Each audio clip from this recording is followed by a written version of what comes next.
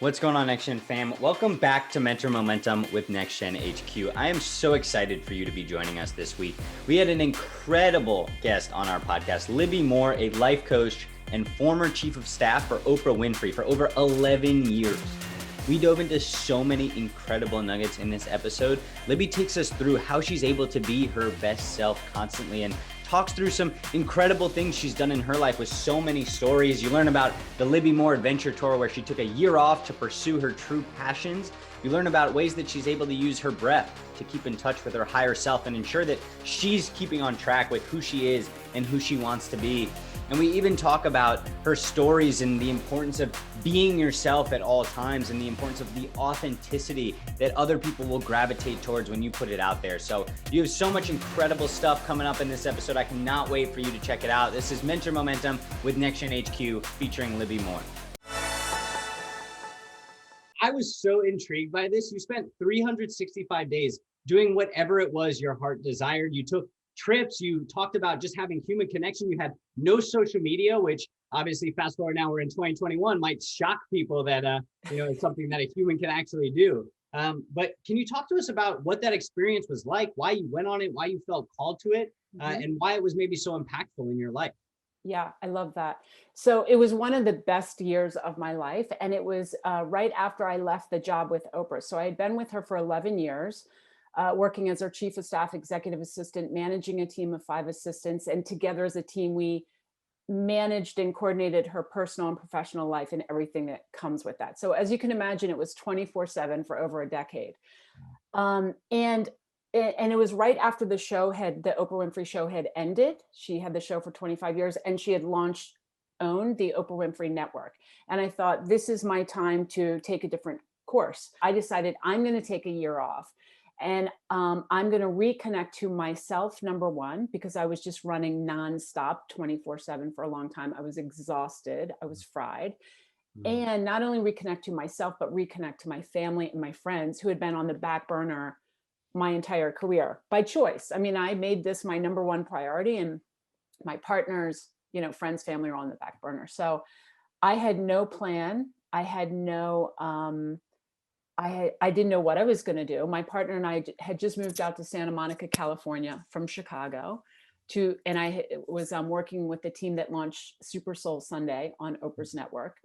And so January 1st, 2012 was my first day not having a job in my new world. And I had been working I graduated from a college at 20 and with an associate's degree. And I've been working ever since. Wow. And I've been working, throughout college and high school. So this was the first time in my life at 45 years old that I thought, wow, I don't have a job and I don't know what I'm going to do. But I just started going with whatever my heart was drawn to. Whatever, if someone said, do you want to do this? And I would check in and think, does that sound fun? Yes. Yeah, I'll do it. And if it was kind of checking in like, oh, that feels like an obligation or I don't really want to do it, I would say, thank you so much, but I'm going to pass. And that's how I just did that whole year. I ended up going to Hawaii, Brazil to see a faith healer, South Africa. We went on safari. My partner and I, we went to Oprah's school there, her first graduating class at the Leadership Academy, and just went back to New York City and Maryland and Colorado and just all over. And by the way, I want to say, once this lifts and everyone can travel freely, in my 20s, I did a road trip with my closest friends from Boston, Massachusetts to Boulder, Colorado. It was 5 cars. We didn't have cell phones then, so we had CBs it's like, I don't even know if you know what that is, but it's like a phone before a phone, like a walkie-talkie is what it was. Yeah. So 5 cars all following each other out. Cross-country road trip with friends in your 20s is the best. And then I did another cross-country trip when I was 48 from LA to New York by myself. And it was amazing. What would be 1 or 2 or 3 even like takeaways that you're like, wow, this is what, I want people to think about when they would maybe go out and look to do something on their own like this? It's about freedom. For me, it was freedom. You're not like right now, everyone is in such a routine. Most people are working from home. The majority of people around the world are working from home. So you get up, your alarm clock goes off, you do your thing. We're in such a routine. You're not even leaving the house to go to an office or a studio or an artist space or walking down the street. It's it's so routine, and that's mind numbing. We're not here to live in a little teeny micro routine. So to me, adventure and travel, whether it's taking an adventure around your neighborhood and going into shops you've never been into or little cafes or something, or just exploring nature, it's about freedom. It's about reconnecting with your heart, the essence of who you are, this higher vibration, higher intelligence. So it's all about freedom to me. You're breaking out of the routine. Your neural pathways in your brain are taking different routes, not the same exact thing. So to me, that's what it felt like both times. I was reflecting on the first 48 years of my life and excited about what was coming. I'm 54 right now. So, and I feel like I'm just getting started. So those of you that are like, oh my God, I'm freaking out. I'm 25. I'm not, killing it yet. The career path and the life path is like this, and enjoy it. Just think of it as skiing or surfing, or snowboarding. Totally.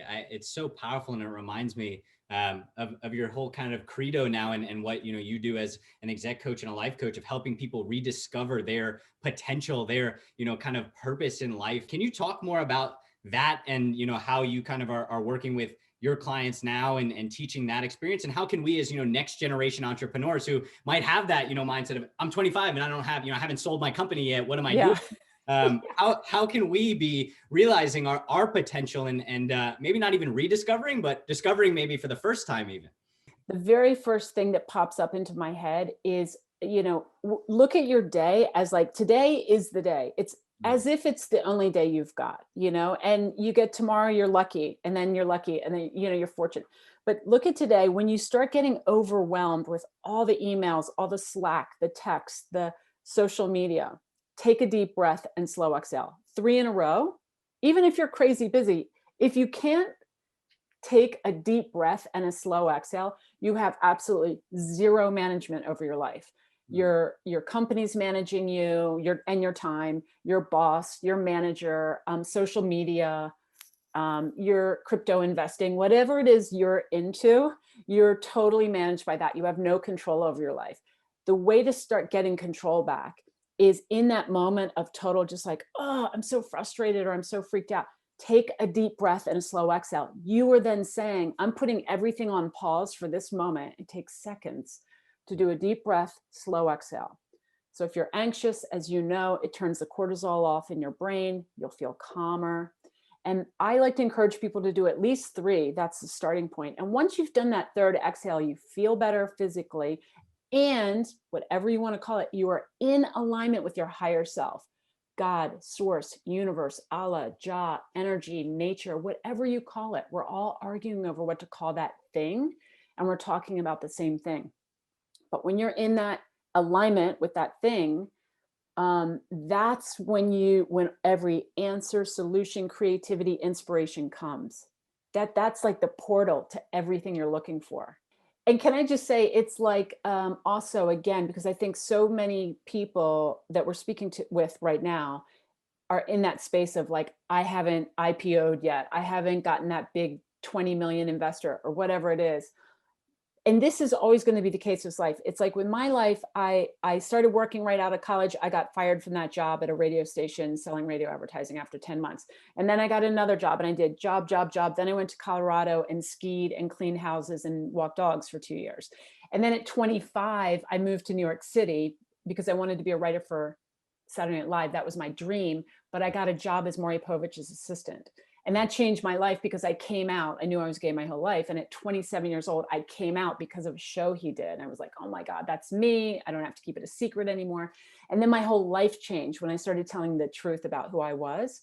And that led me to Rolling Stone and then on to Oprah and then choosing to go off and do my own thing. If you get fired from a job, fantastic. It's fantastic because the universe is saying, okay, you've learned all you need to learn here. You've made your contacts here. Now you need to go in this direction. You're not happy anyway, but you won't do it yourself, or we're going to lead you in this direction. So you get going in the direction you need to go. It's the best thing that can happen to you. When you think back to that 20-year-old version of yourself, kind of coming out of college and being, in the world for the first time, is there like one piece of advice that you would have wanted to give to that version of you? Oh, Oh, yeah. Be yourself. Mm. Just be yourself with all people at all times in all situations. I really learned that skill, not skill. I learned that valuable lesson working with Oprah because I saw how powerful that was by her being herself, whether it was with presidents, prime ministers, high profile people, and her housekeeping staff at home. No one's going to know what that interaction is. She is the exact same people with the housekeeping staff and with the prime ministers and presidents. She's the same person with the server in a restaurant or the housekeeping staff at a hotel. So every increment in between, she's herself. And I saw how powerful that was. So that inspired me to be more of myself, which is something I've been working on my whole life because I'm a people pleaser. So I would acquiesce or be a chameleon to whatever you wanted me to do to make it easy for you and appease you.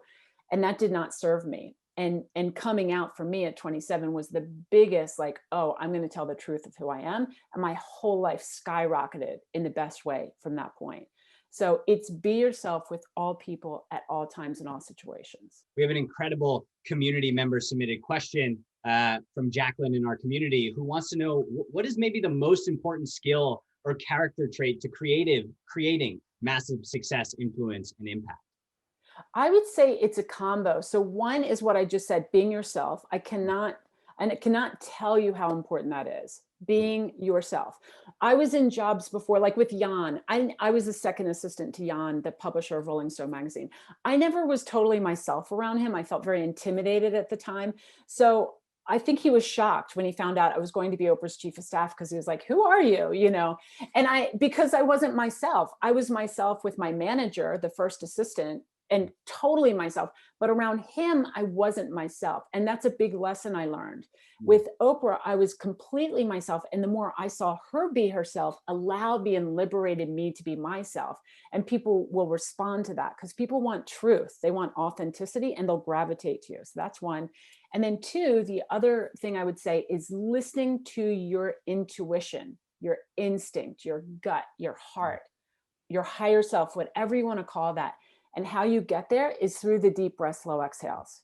You're going to have so many people telling you what to do, what they think, your parents, your friends, your partner, society, social media. You need to just block all that out, do your deep breath, slow exhales, and ask yourself, what feels right for me? And it will pop up like that. I'm a big believer in, and again, you'll appreciate this. I get up every morning. It is my routine. I like to call it a practice, really, because that sounds more fun than a routine. I get up. This morning I got up at 4:50, not because I wanted to get up at 4:50 a.m., but the cats were waking me and I thought, oh, I kind of feel awake. I'm going to start my day at 5, So I get up, I meditate for 20 minutes, and then I'll do about 10 minutes of prayer or creative visualization, engineering what I want my future to be in my mind. At Disney, they call it Imagineers, right? So prayer, creative visualization, Imagineering, and then I'll journal. I'll make my cup of coffee and journal 3 pages. And usually what comes up first, I start with gratitude, always. That's huge. And again, Oprah said, whenever she would do gratitude every night before she went to bed, like 5 things I'm grateful for, she just noticed more and more would come to her. And then when things would start to go a little awry, she'd think, what's going on? She's like, oh, I stopped doing my gratitude. She stopped focusing on what she had and what she was grateful for. I have to bring Rachel on because I know she's okay, good. resonating with this more than anybody in the world right now. And, she's messaging me being like, I need this full interview right now. Like, I need to get this. I need to rewatch it today. But Rachel, I know you have so many questions for Libby, but maybe just one, that you're thinking about right now. Absolutely. Libby, I've been taking notes during this, by the way, with my notepad right next to me. So excited to get into more. But one thing that you said, which I think is really crucial for me and something that I'm learning and realizing even more. I love how you said it. So many people have different words about how they describe their beliefs, their spirituality. Is it God that they are praying to? Is it the universe? Is it whatever it kind of might be? But at the end of the day, it's all the same thing. And it's all belief in a higher power and in trusting that higher power. How would you encourage someone like myself or others who have particular beliefs and want to go stronger in them? How would you encourage us to have the confidence to speak openly about it? And to be able to speak and find those people who will support our beliefs no matter what. I mean, you could go to Instagram right now and hashtag vision board or hashtag manifestation, and you'll see millions of people who get it. So there might not be people in your inner circle that get it, and that's okay. They're either going to vibe with it or not, and you have to meet everybody where they are. So like I've been doing what we called in the 80s collages. In the 90s it was vision boards, and now it's Pinterest and Instagram. It's all the same thing. It's collecting photos of aspirational or things that you want to become or see or feel. It's a feeling. You put a picture of a couple in the Bahamas because you'd like to go there someday, that kind of stuff. You want to look at it every day. So you start, it's affirming to yourself, I'm going to do that someday. I cannot recommend it enough. When I was in 10th grade, I loved Ralph Lauren, and I would put polo advertisings on my bedroom wall with all the collages. And then 30 years later, I'm with Oprah at Ralph Lauren's ranch, the RRL ranch outside of Telluride, where she's about to interview the entire family during the last season of her show. And I'm thinking, in 10th grade, I had these ads on my bedroom wall, and now I'm at his home meeting the whole family with Oprah Winfrey. It's crazy. So in short, we have so much more power than we're aware of. Whether you think it's connecting here or out here, it doesn't matter. It's about connecting with it. And the deep breath, slow exhale will take you there. And imagining what you want or putting together pictures of what you want will help you get there. And I'm just going to quickly say that thought creates a feeling. That feeling is an energy. We're all atom cells and molecules vibrating. That's called energy. It's all moving. So your thought creates a feeling, which is information that goes into the atom cells and molecules, which ripples out through this electromagnetic field that we live in. Scientists have proved it. And it goes out searching and looking for a matching vibration to bring back to you, which means opportunity, people, jobs, everything. So in a very Fisher-Price way, that's how I explain. That's my understanding of how manifestation works. It's energy. That was Mentor Momentum, sharing life and business lessons from incredible leaders.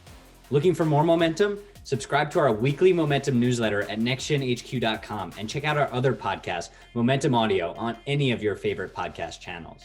Now that's momentum.